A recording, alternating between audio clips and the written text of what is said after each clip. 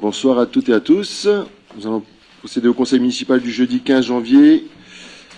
Désignation d'un secrétaire de séance. Donc c'est Michel Cadour, le secrétaire de séance. Ici, tu pouvais faire l'appel. Donc, monsieur le maire. Présent. Isabelle Nedelec. Sophie Guillavache. Gilbert Quintel. Présent.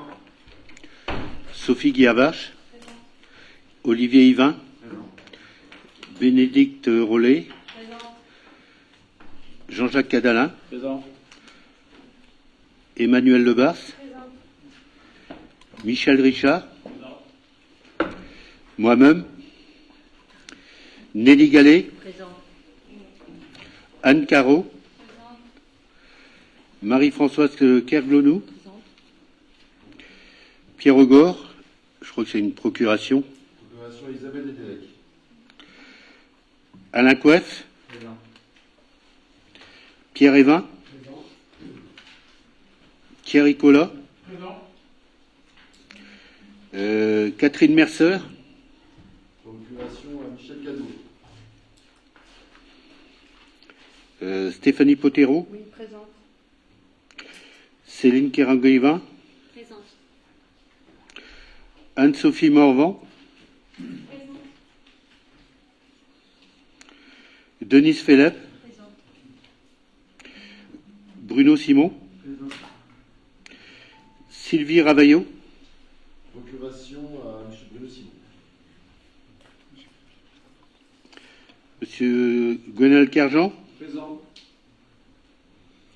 Jérôme Jacopin.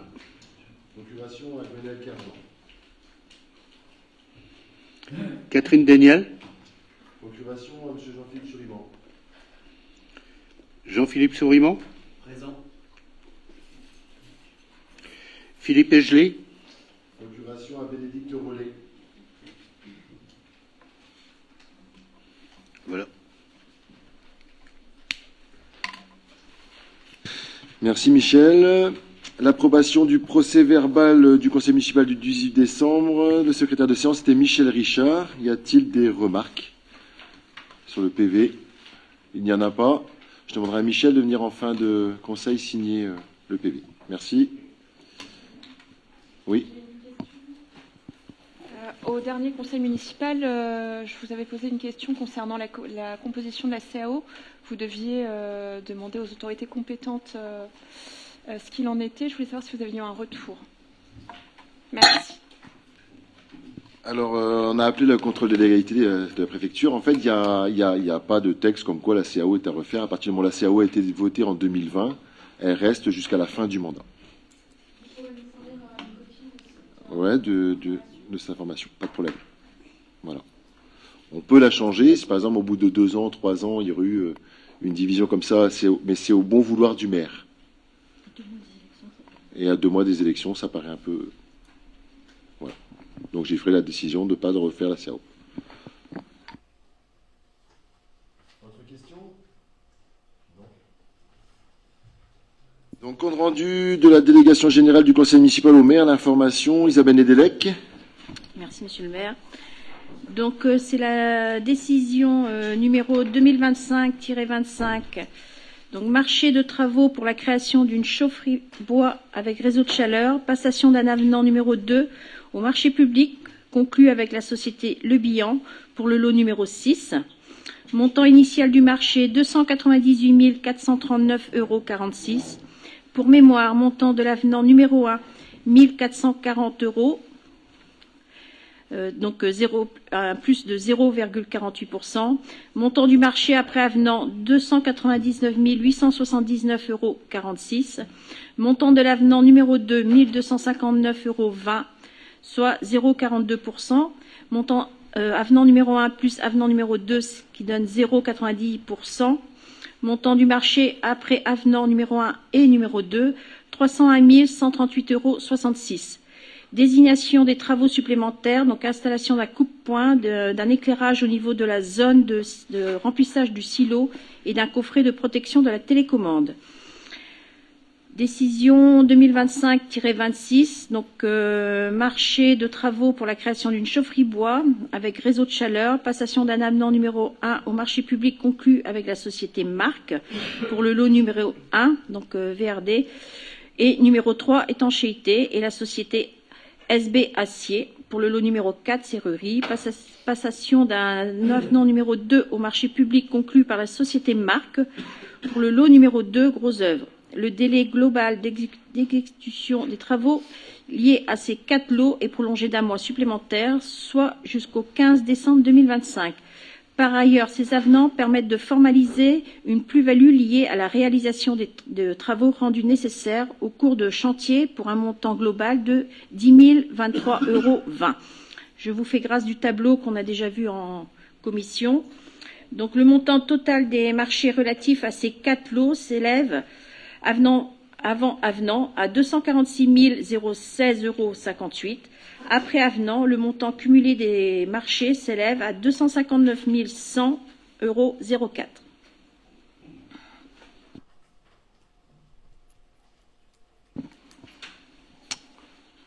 Des questions? Il n'y en a pas. Avis de la commission? Il n'y a pas besoin. Il n'y a pas besoin. La commission a vu le dossier. Donc, point numéro 2, subvention aux associations sportives au titre des frais de déplacement. Le rapporteur, c'est Olivier. Le règlement d'attribution des subventions municipales aux associations est entré en vigueur le 1er janvier 2024, définit les modalités d'attribution des aides au déplacement des associations sportives. Les dossiers de demande transmis en mairie ont été étudiés selon leurs critères fixés dans ce règlement. Pour mémoire, sont concernés uniquement les déplacements sportifs hors Finistère, championnats régionaux ou nationaux et coupes, des jeunes de moins de 21 ans. Les associations avaient jusqu'au 30 novembre 2025 pour déposer leur dossier de demande d'aide au déplacement pour la saison 2024-2025. 4 associations ont réalisé une demande. La Flèche Gymnique Guilérienne, Saint-Renan-Guilher Handball, le Club d'athlétisme guilherien et les Bleuets de Guilher Basketball. Après étude des dossiers, il est proposé au conseil municipal d'attribuer au titre de l'exercice budgétaire 2026 des subventions de fonctionnement destinées à financer l'aide aux déplacements sportifs réalisés au cours de la saison 2024-2025 selon les montants suivants. Pour la Flèche Gymnique Guilhérienne, 2352,52 €. Pour Saint-Renan-Guilher Handball, 4385,02 €. Pour le club d'athlétisme guilherien, 1972,26 €. Pour les Bleuets de Guilher, 2426,94 €. Soit un total de 10 936,74 €. De préciser que cette attribution intervient conformément aux dispositions de l'article L2311-7 du Code pénal des collectivités territoriales, d'autoriser le maire en application de l'article L.1612-1 du Code pénal des collectivités territoriales à mandater le versement de ces subventions avant le vote de budget primitif 2026, de s'engager à inscrire les crédits correspondant au budget primitif 2026 de la commune. Après, on a mis à titre d'information le tableau en dessous avec les différences 2024-2025. Bon, vous avez pu voir qu'il n'y a pas, ça reste à peu près similaire à l'année 2024, quoi. 2023-2024. Merci. L'avis de la commission Affaires Générales et Finances. L'avis de la commission n'a pas été sollicité. L'avis de la commission Culture, Animation, Jeunesse, Éducation, Enfance et Sport Association. Avis favorable. Y a-t-il des questions? Il n'y en a pas?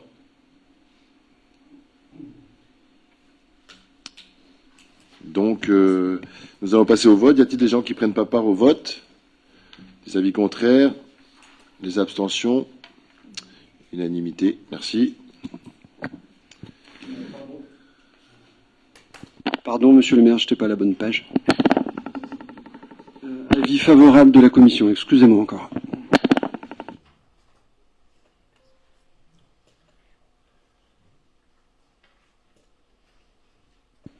Point numéro 3, cession d'une propriété immobilière rue de Clermont-Fort. Madame Sophie Gavarche. Merci, Monsieur le maire.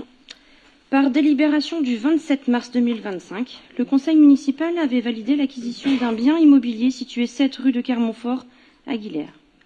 Cette maison individuelle avait été préemptée par Brest Métropole en vue de constituer une réserve foncière. L'acquisition par la commune avait pour objectif le désenclavement d'une parcelle communale nue d'une surface de 3 478 m² par le biais d'une création de voies d'accès rue de Clermont-Fort. Le site, situé en zone UH du PLU, zone à vocation dominante d'habitat, représente un potentiel de renouvellement urbain. Dès lors, il est envisagé de le céder à la SAS Saliou, siège social 61 N Pen Watt Braz 29 700 Plomelin, qui porte un projet d'aménagement de l'eau à construire à vocation habitat, avec création d'un accès via la propriété bâtie située 7 rue de Clermont-Fort.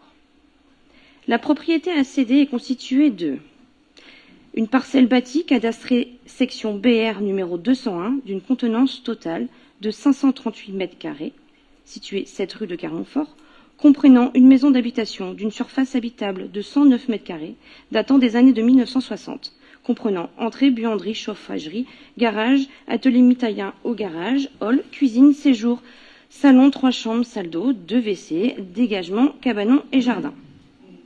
Et d'une parcelle non bâtie cadastrée section BR numéro 3, d'une contenance totale de 3 478 m², désaffectée et déclassée du domaine public par une délibération du conseil municipal du 18 décembre 2025. La valeur vénale de cette propriété a été évaluée dans un avis des domaines datant du 4 juillet 2025, avis 2025 29 069 40 584. Il est envisagé de céder cette propriété au prix de 440 000 € et les frais découlant de cette transaction seront supportés par l'acquéreur. Il est donc proposé au conseil municipal d'approuver les dispositions qui précèdent, d'autoriser la cession de cette propriété composée d'une maison individuelle de ses dépendances située 7 rue de Clermont-Fort et d'un terrain non bâti au prix de 440 000 €, les frais découlant de cette transaction étant pris en charge par l'acquéreur, d'autoriser le maire ou son représentant à prendre toute disposition et à accomplir toutes les formalités pour l'exécution de la présente délibération.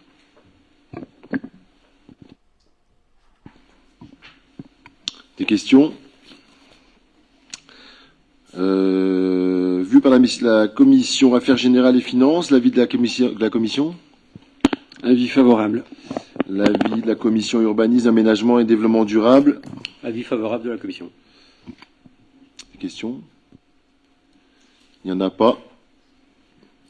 Nous allons passer au vote. Y a-t-il des gens qui ne prennent pas part au vote? Des avis contraires? Des abstentions? Alors, puis 7. Merci.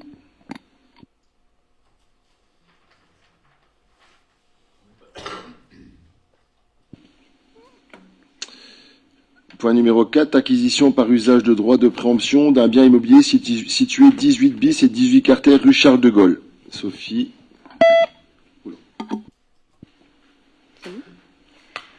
Merci, Monsieur le maire. Par déclaration d'intention d'aliéner reçue le 24 novembre 2025, Maître Antoine Méraud, notaire à Brest, nous a fait part de la vente d'un ensemble immobilier situé 18 bis et 18 quater rue Charles de Gaulle à Guilherme. Le bien mis en vente, composé de 2 cellules commerciales et d'un local de réserve, est situé en zone UC au PLU, en secteur de commerce protégé ainsi qu'en zone de droit de préemption urbain renforcé. Les locaux sont occupés par 2 commerces et font l'objet de bons commerciaux. Il est proposé de faire usage de droit de préemption sur ce bien, constitué des parcelles cadastrées, section BB numéro 471 d'une contenance de 58 m², numéro 508 d'une contenance de 108 m², et numéro 510 d'une contenance de 75 m². En effet, il est situé dans un îlot proche de la mairie, en secteur de centre-ville, objet d'une orientation d'aménagement et de programmation au PLU. L'immeuble constitue un front urbain le long d'une voie structurante, dans un secteur mixte à requalifier par renouvellement urbain. Or, la configuration actuelle des bâtiments, vétustes et construits de plain-pied, ne permet pas une prolongation cohérente du front bâti existant. Cette mutation foncière est l'opportunité de concevoir la recomposition de cet espace en vue d'une réhabilitation et d'une densification, comme évoqué par l'étude sur l'évolution du centre-bourg réalisée en 2010 par la DEPA. Par conséquent, dans le contexte de la politique de redynamisation et de requalification du centre-ville, la mise en œuvre d'un programme mixte, davantage intégré dans la dynamique urbaine, peut être envisagée. Brest Métropole, titulaire du droit de préemption, a été sollicité en vue de la délégation par substitution du droit de préemption urbain par l'acquisition du dit bien par la commune de Guilherand, selon les dispositions prévues aux articles L210-1, L211-1, L211-2, L300-1 et L213-1, 213-2, 213-3 et R213-1 du Code de l'urbanisme. Ainsi, dans le cadre de l'usage du droit de préemption sur ce bien, la commune se substitue à la métropole en vue d'une décision de Monsieur le Président de Brest Métropole en date du 19 décembre 2025, numéro D 2025-12, numéro 338. Le prix d'acquisition s'élève à 205 000 €, égal au prix indiqué dans la déclaration d'intention d'aliéner et conformément à l'avis des domaines en date du 12 décembre 2025, numéro 2025 29 069 89 227. À ce prix s'ajouteront les frais liés à la commission d'agence, le prorata de la taxe foncière, ainsi que les frais de notaire.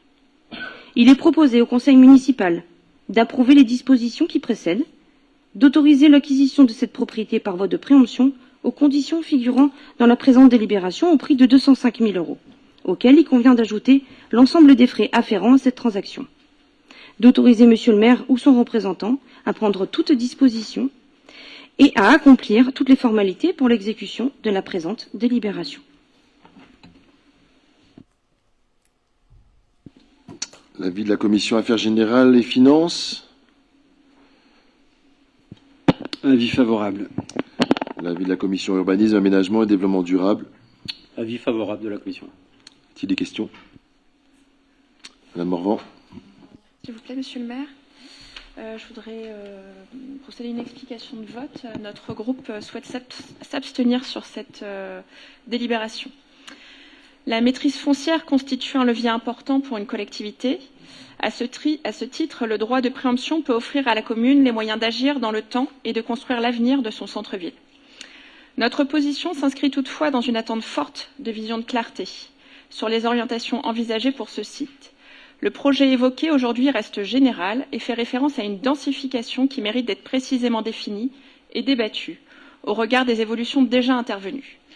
Ce secteur avait été identifié dès 2010 dans l'étude menée par la DEPA comme un îlot à requalifier.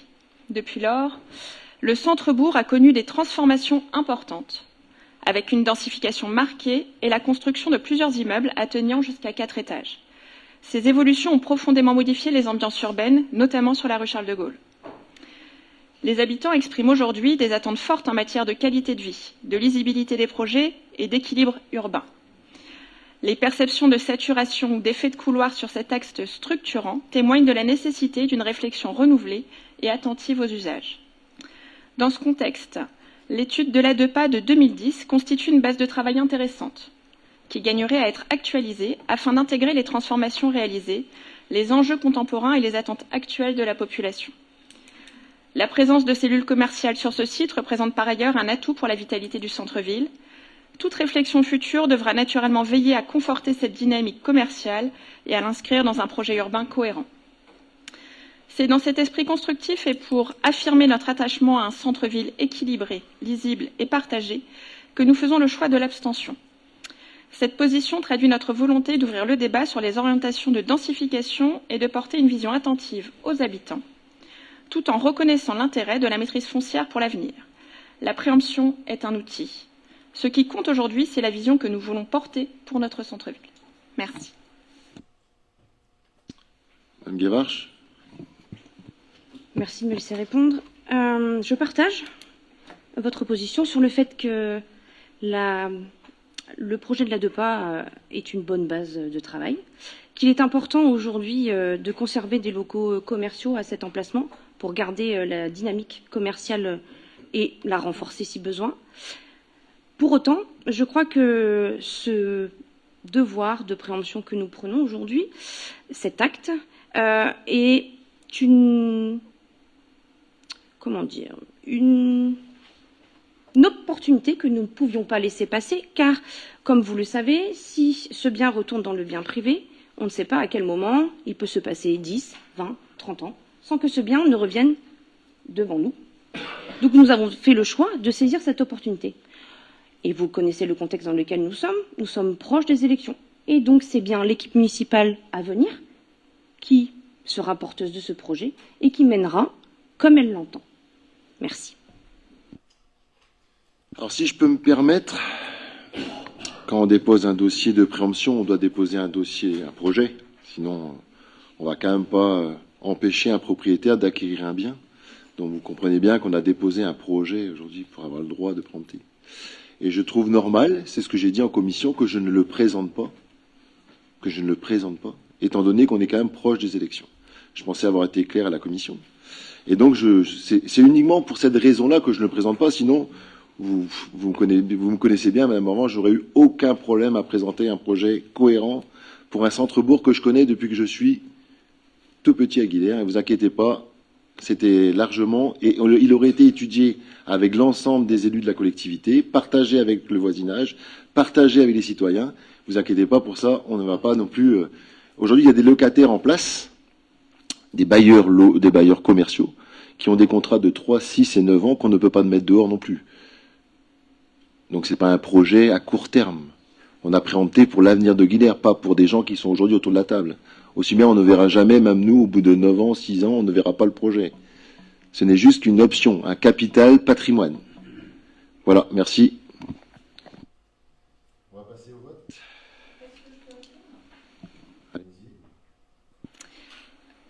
Mon explication me semblait claire. Nous sommes pour cette préemption. C'est le motif évoqué qui nous pose question et nous soulignons l'importance de pouvoir débattre de ce sujet-là à l'avenir.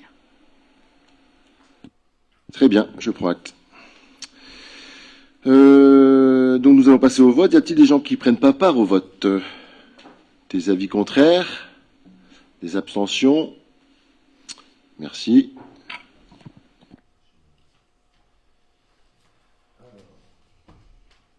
Modification du règlement intérieur du conseil municipal. Alors.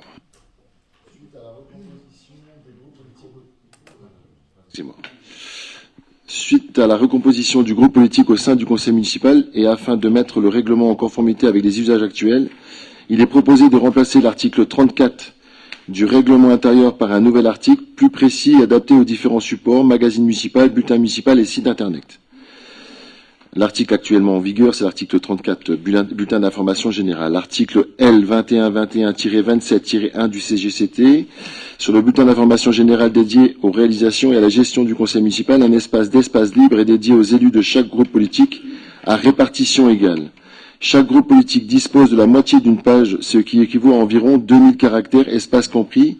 Si une photo de l'équipe est rajoutée, les publications visées peuvent se présenter sur papier ou sur support numérique, tel que le site internet.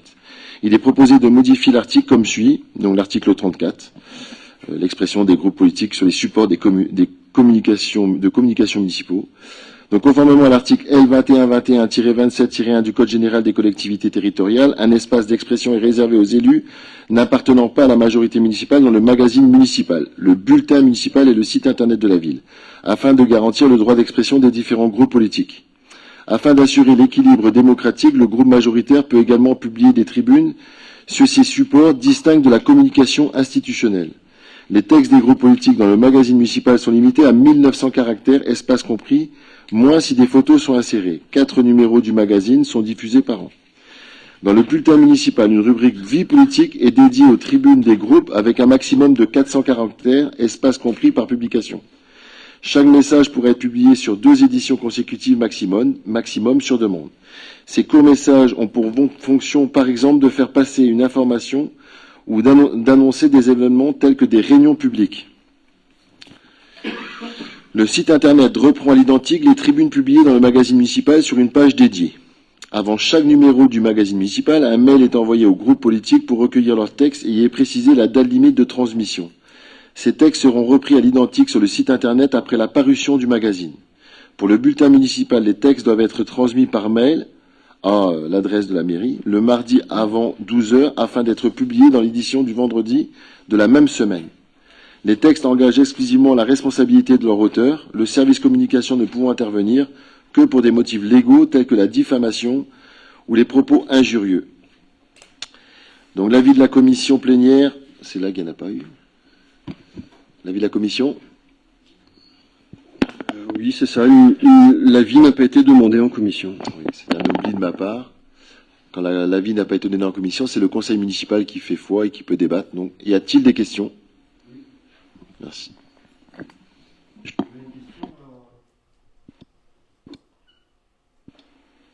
Je dirais qu'on voit avec satisfaction que le site internet sera désormais ouvert au groupe de la minorité ou de l'opposition. Par contre, on précise que ça serait limité aux tribunes publiées dans le magazine municipal, sauf que le magazine municipal, il est déjà publié sur le site internet. Donc en gros, ça ne fait pas, je vois pas trop l'intérêt, donc ça n'a pas de plus-value. Et par contre, que le site internet soit ouvert aux publications, des groupes, des divers groupes du conseil municipal, c'est intéressant. Mais pourquoi le limiter à une tribune qui est déjà publiée dans le magazine et qui donc est, je dirais, partagée par tous les Guilhériens et en plus figure sur le site internet de la mairie. Donc, est-ce qu'on pourrait pas aller au-delà de cette publication et permettre, par exemple, entre deux publications du magazine, d'avoir la possibilité d'une publication supplémentaire pour les différents groupes du conseil municipal. Oui, bonne remarque. Un règlement intérieur, c'est fait pour évoluer, on va dire. C'est une bonne remarque. Bon, maintenant, on est obligé de voter à un conseil municipal. Il n'en restera qu'un. On peut envisager, mais ça fait encore une modification de règlement intérieur. Je pense qu'il est déjà un peu plus logique. Par contre, il faudra respecter les 1900 caractères comme c'est marqué dans le règlement intérieur et ça passe très bien. En fait, avant, il y avait un peu de débordement. Et donc, les 1900 caractères, ça respecte bien la dernière page, en fait, du Guilher Mag respectera bien la page divisée par 3, en fait. Voilà, mais je prends note, Monsieur Simon, c'est une bonne réflexion. Merci. Il y a une autre question? Il n'y en a pas? Nous allons passer au vote. Il y a des gens qui ne prennent pas part au vote? Des avis contraires? Des abstentions? Unanimité, merci. Dernier point, motion de soutien pour la liberté locale et les moyens d'agir des communes. Donc, la liberté locale est la condition d'une démocratie vivante et d'une action publique efficace. Or, la liberté locale et les moyens dont disposent les collectivités pour mettre en œuvre leur politique à destination des habitants sont mis à mal par un État toujours plus centralisateur qui ne se réforme pas. Ce centralisme, qui éloigne la décision de l'action publique des citoyens, est pourtant l'une des causes des problèmes du pays, y compris les finances publiques.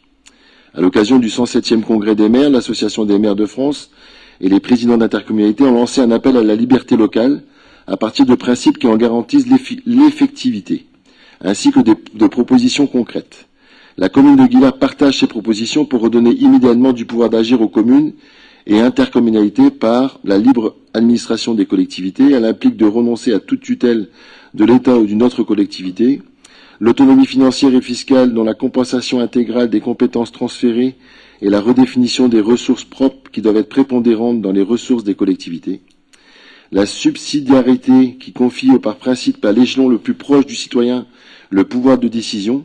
Pour les communes, la subsidiarité implique la protection de la clause de compétence générale. Le respect de cette subsidiarité exclut également toute différenciation des compétences entre collectivités d'une même catégorie. La commune de Guilher s'oppose à toute mesure qui contreviendrait à ces principes fondamentaux.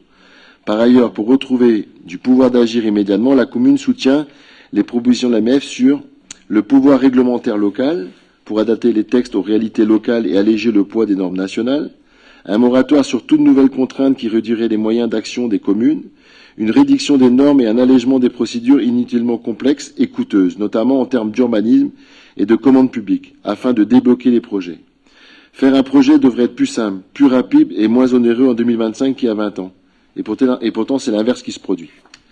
Enfin, le pouvoir d'agir implique des moyens. L'État doit tenir sa parole. Dans le projet de budget présenté pour 2026, cela impose la suppression du DILICO qui ne devrait être instauré que pour 1 an mais qui serait finalement reconduit et aggravé, la suppression de la réduction de la compensation des impôts économiques supprimés qui avait pourtant été annoncée comme garantie à l'euro près, la suppression des modifications du FCTVA qui doit demeurer un remboursement, la suppression des coupes budgétaires envisagées dans la mission Outre-mer, la suppression du gel de la DGF et des baisses de crédits dédiées aux collectivités, et la suppression de l'augmentation des cotisations CNRACL, qui n'est pas le seul moyen de rétablir son équilibre financier. Les communes et intercommunalités ont démontré leur solidité en cours de ce mandat face à toutes les crises. Notre nation a besoin d'un État fort sur des missions essentielles et de communes libres. À l'heure où le pays traverse une nouvelle crise politique et budgétaire, il est urgent de régénérer l'action publique et la démocratie par la liberté locale et la confiance. Il est demandé au Conseil municipal d'approuver la motion de soutien pour la liberté locale et les moyens d'agir des communes. L'avis de la commission plénière, également pas Oui, même chose. Voilà, Avis non sollicité. donc le Conseil municipal fera... Donc y a-t-il des questions ou des remarques? Il n'y en a pas. Nous allons passer au vote. Y a-t-il des gens qui ne prennent pas part au vote? Des avis contraires? Des abstentions? Unanimité, merci. Prochain conseil municipal, le jeudi 19 février. Merci à vous tous. Bonne soirée. Il y a des questions diverses? Est-ce qu'il y a des questions diverses? Oui? Je voulais savoir s'il n'y avait pas eu trop de dégâts sur la commune au niveau voirie, autre chose par rapport à ce qui diluvienne que nous avons eu aujourd'hui. Si, on a eu deux cas relevés ou identifiés. Bon, je pense qu'il y en a plus, un peu plus, mais bon, il y a 2 cas importants où les adjoints se sont déplacés et ont mis en place avec le service de la métropole et les services de la mairie pour dépanner, essayer de régler le problème dans l'urgence d'inondation de caves et des talus qui se sont légèrement affaissés. Voilà. C'est vrai que c'était des pluies diluviennes. Moi, j'ai rarement vu ça, 70-80 mm en si peu de temps. Et donc, oui, c'est vrai que gros soutien aux gens qui ont été un peu dans la panade ce matin, en espérant que ça se calme un peu, parce que c'est quand même des pluies diluviennes. Voilà. Sinon, quand même, moi, j'avais une petite remarque à faire quand même pour finir. J'ai oublié de vous dire, parce qu'il y avait une question au dernier conseil municipal concernant le cimetière, parce que c'est M. Coef qui posait la question. Donc, le columbarium avait bien été fait, disons que les réservations avaient été faites, dont l'entreprise Granimont avait été réglée parce qu'ils avaient effectué les travaux. Par contre, c'est vrai que l'entreprise Paysage d'Iroise n'avait pas pu faire la partie béton à cause des pluies du temps, des conditions climatiques. Et donc ils sont dessus, là où ils sont sur les travaux, ils vont pas tarder à finir, mais par contre ils n'avaient pas été payés. Donc il y avait une entreprise, ces 2 qui avaient été payés, mais l'entreprise qui n'avait pas fait les travaux, qui était Paysage d'Iroise, n'avait pas été payée parce que les travaux n'avaient pas été finis. Et donc ils sont en cours pour finition. Voilà. Donc s'il n'y a pas d'autres questions. Bonne soirée. Merci.